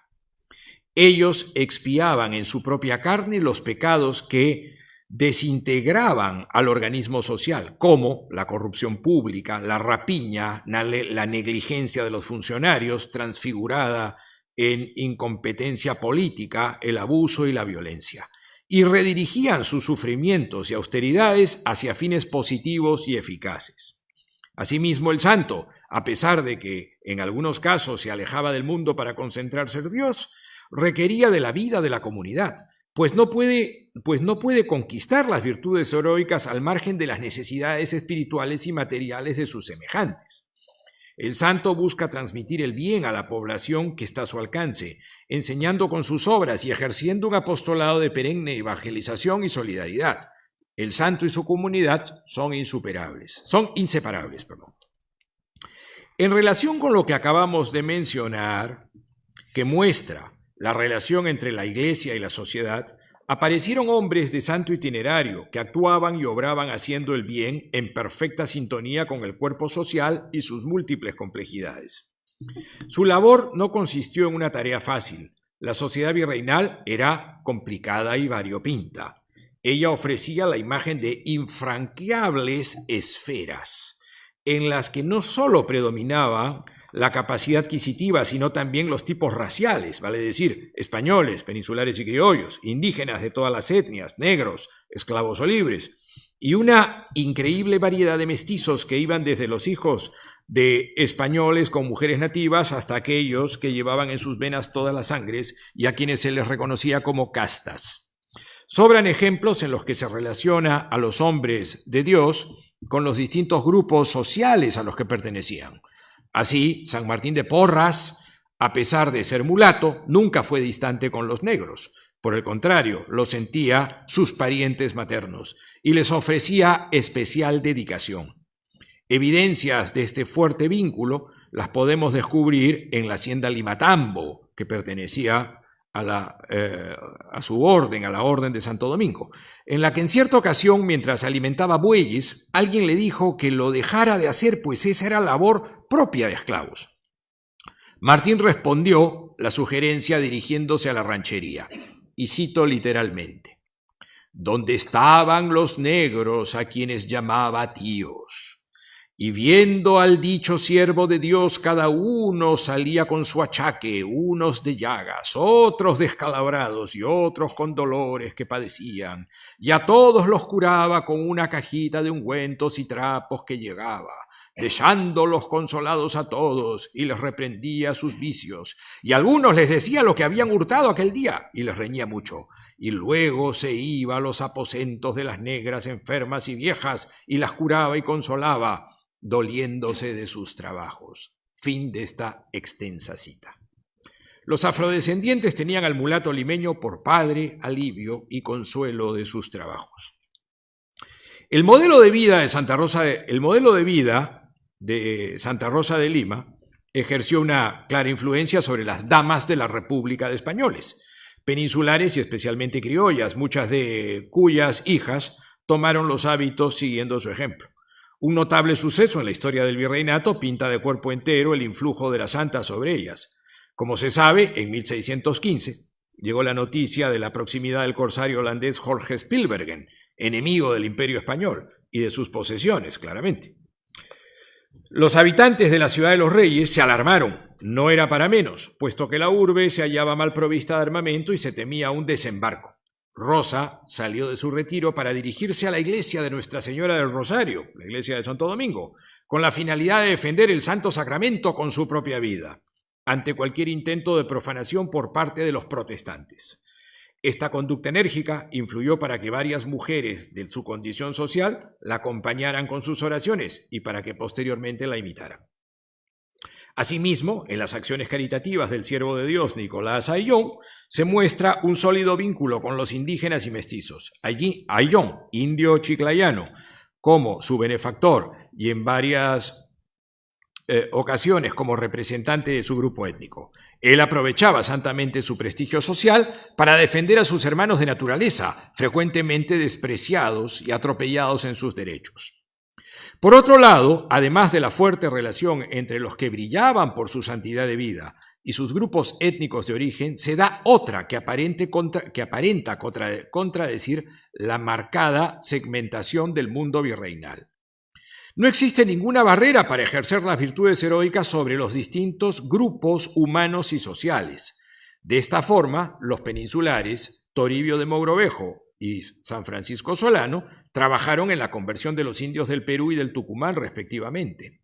El venerable jesuita Francisco del Castillo, criollo limeño, predicaba con denuedo a los negros de su ciudad natal. El indio Nicolás Ayllón, antes mencionado, albergó en su casa de recogimiento de Jesús, María y José como primeras integrantes de su comunidad nada menos que a 2 hidalgas españolas, las huérfanas de don Pedro González de Cisneros y de doña Isabel de Ayala y Astudillo. El mulato Martín de Porras, perteneciente a una casta menospreciada, también aconsejaba a la gente de alto nivel social, pues, cito literalmente, fue visitado y venerado por personas graves y principales de esta república. Al donado lo consideraban como un oráculo, los prelados por su prudencia, los doctos por su doctrina. Fin de la cita. Se sabe que en los últimos años Martín frecuentó al virrey conde de Chinchón. Bueno, no fue Martín de Porras el único hombre que, en mérito de sus virtudes, accedía a las más altas instancias del poder político. Así, varios establecieron sólidos vínculos con los vicesoberanos del Perú. Por ejemplo, Fray Luis López de Solís con el virrey Francisco de Toledo, Fray Juan de la Concepción con el marqués de Salinas, San Juan Macías y la mulata Estefanía de San José con el marqués de Mancera, Fray Pedro de Urraca con el marqués de Montes Claros y el príncipe de Esquilache, Isabel de Porras Marmolejo con el marqués de Guadalcázar, Francisco del Castillo con el conde de Lemos, Alonso Mesía Bedoya con el marqués de Castelfuerte y José de la Cuadra y Sandoval con el conde de Superunda. El tiempo me obliga a concluir. Vamos a la conclusión. El santo no es, pues, una página en blanco. Es un sujeto cuyo contenido, las virtudes teologales y cardinales, le convierten en el referente obligatorio de una sociedad con aspiraciones de trascendencia y que le permite recorrer por todos los órganos y miembros del cuerpo social, más allá de sus orígenes y de su estamento. Fenómeno que tiende a perderse de vista en el mundo académico como consecuencia de la contemporánea falta de sentido de lo sagrado. Muchas gracias.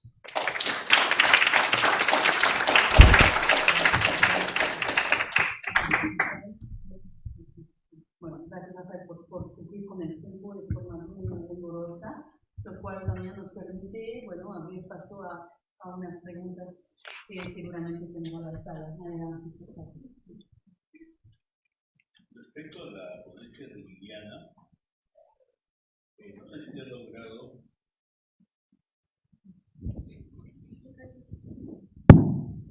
si has logrado detectar a Usenda Bazán en el Cusco. Bueno, Usenda es una encomendera que es la que dona el convento de los mercedarios en Cusco. Cuando tú ingresas al convento de los mercedarios en Cusco, que está en el centro mismo, ahí vas a ver la pintura de Usenda, ¿no? Lo digo porque tengo un vínculo con ella, familiar, ¿no? Y ella es la que hizo esa donación, ¿no? O sea, entra en esa línea quizás de las matronas, ¿no? Sí, que sería bueno investigarla.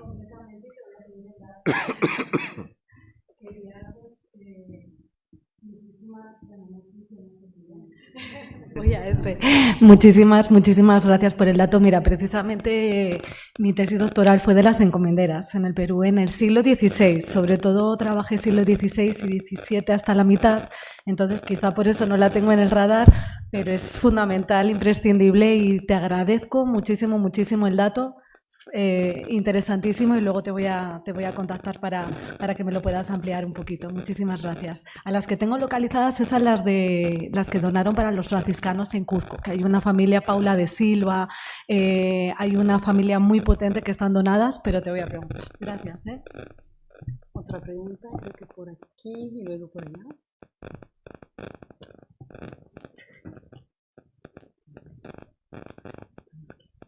¿Qué tal? Felicitarlas a todas y a usted también, doctor, por las ponencias. Quería más que todo hacer dos pequeñas inquietudes, tanto para Liliana como para Ivette. En cuanto a ti, Liliana, sé que has trabajado bastante la mujer, la encomendera y todo esto, y algo que me llamó particularmente la atención fue esta relación de fundadoras y viudez. Entonces, ¿Fundadoras, sí? Viudas. Viudas. Entonces, tú dabas y explorabas un poco de cuál era esta participación de estas mujeres en calidad de viuda.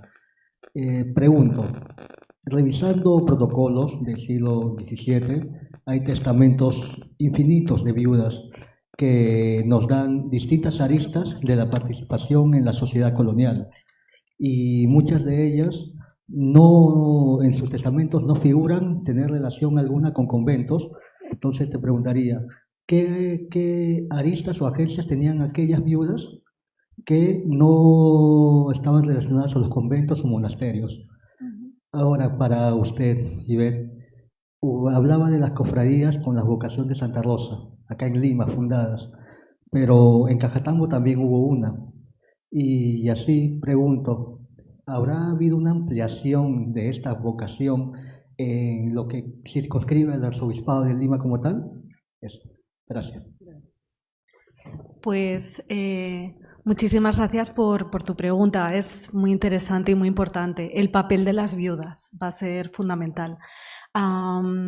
Son, desde un punto de vista además legislativo, también van a poder tener mucha más agencia porque no necesitan un tutor para poder acudir a actos notariales. Entonces, ellas además es muy importante, bueno, en el libro justamente dedico toda esta parte a ellas como mater familias, ¿no?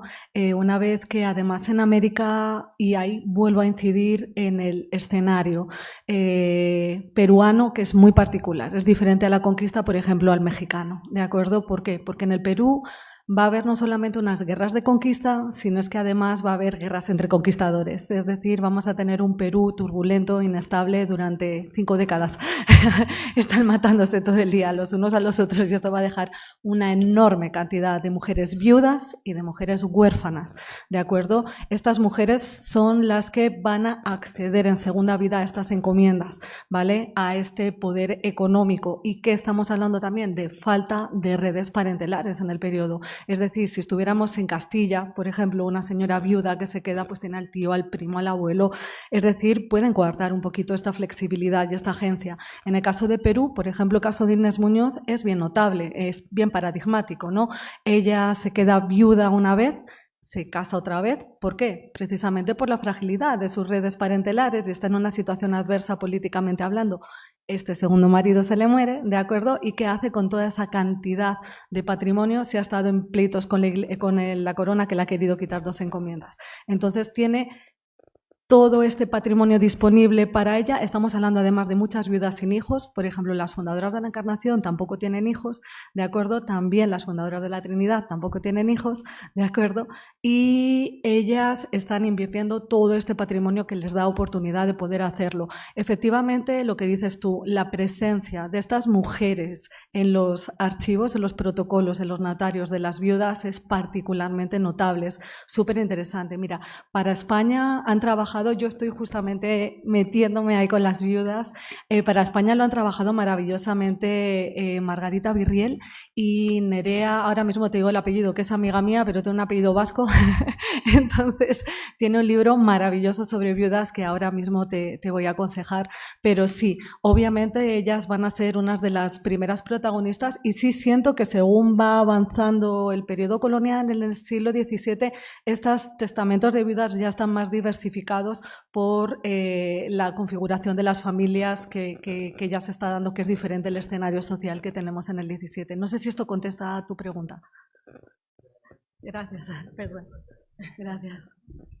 Te voy a buscar el libro. Gracias por la pregunta y efectivamente hay muchas cofradías de Santa Rosa. Yo obviamente por la tesis doctoral lo hice entre dos ciudades, Lima y México, pero efectivamente Ismael Jiménez tiene un artículo que amplía las cofradías en el arzobispado de Lima.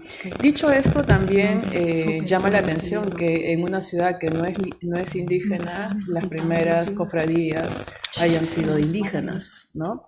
Eso tiene que ver también con que los indígenas rápidamente se adoptan la figura de Santa Rosa como su paisana. O sea, y ahí trasciende lo étnico y por eso que yo un poco me peleo con el asunto de considerarla una santa criolla. Yo considero que la santa criolla es una invención de los historiadores para el siglo XX. Y creo que ha sido claro porque ya ven que luego las señoras de alto estatus como que se apropian de su figura y luego recuerden que vienen las migraciones del campo a la ciudad, lo que un poco aleja a otras mujeres, pero ahora, por ejemplo, el 30 de agosto uno sale y realmente hay mucha gente y lo bonito es que van además haciendo sus colas de 30 cuadras con toda la familia, incluso hasta los venezolanos, ¿no? Entonces sí, hay bastante, incluso van en familia y eso es muy, muy interesante lo que nos está hablando, que estamos recobrando a nuestra santa patrona, ¿no? Entonces eso solo tendría que decirte que la devoción de Santa Rosa en Perú y en Sudamérica creo que fue multiétnica, a diferencia de, por ejemplo, México, que más bien fue elitista. Sí, quería decirte el nombre del libro, es Ni casadas ni sepultadas, las viudas, una historia de resistencia, que es de Amaya Náusea Pimolier y es uno de los libros más completos que hay ahora mismo sobre la agencia que tienen las viudas. De repente, para ir clausurando lamentablemente la mesa, bueno, no sé si Carlos, o sea, hay más preguntas. Sí, Celia. No, sí, pero es que hay más todavía, entonces, pero igual tratamos de respetar el tiempo y de repente tenemos conversaciones en el almuerzo o después. Muchas gracias. Adelante. Bueno, buenas tardes. Más que preguntas son comentarios. Indudablemente, siento en parte un poco de emoción porque es un tema que a mí por lo menos me interesa bastante, que es lo que es santidad. Y indudablemente quisiera rescatar las palabras del Papa Francisco. El Perú es una tierra ensantada y bueno, es que Perú comprende un fenómeno que casi nunca y en otro lugar se va a ver, que es que desde su concepción ha venido trayendo lo que es la santidad.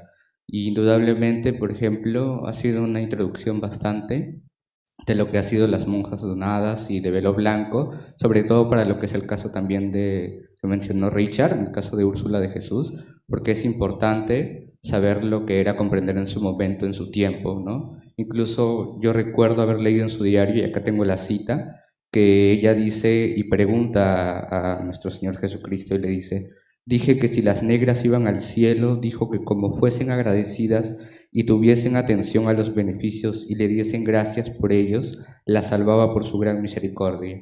O sea que indudablemente sí van al cielo según Cristo.